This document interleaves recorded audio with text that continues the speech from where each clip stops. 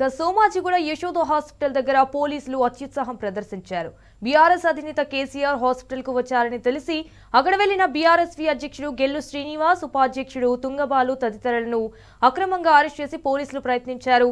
అక్కడే ఉన్న మాజీ మంత్రి ఎమ్మెల్యే ప్రశాంత్ రెడ్డి పోలీసుల తీరుపై ఆగ్రహం వ్యక్తం చేశారు. రేపు కాంగ్రెస్ జాతీయ అధ్యక్షుడు ఖర్గే కార్యక్రమం ఉందని బీఆర్ఎస్వి నాయకులను అరెస్ట్ చేయడం ఏంటని పోలీసులను నిలదీశారు.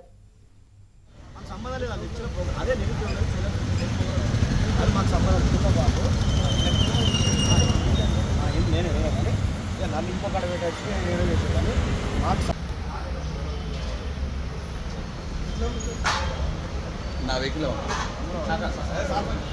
సార్ బండ్లు వెళ్ళిపోతావు సార్ నా వెహికల్ మళ్ళీ ఫాలో అవుతారు.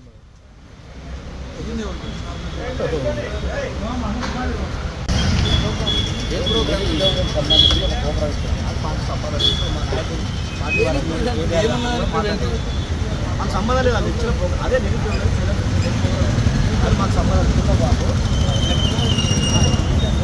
నేను నన్ను ఇంకొక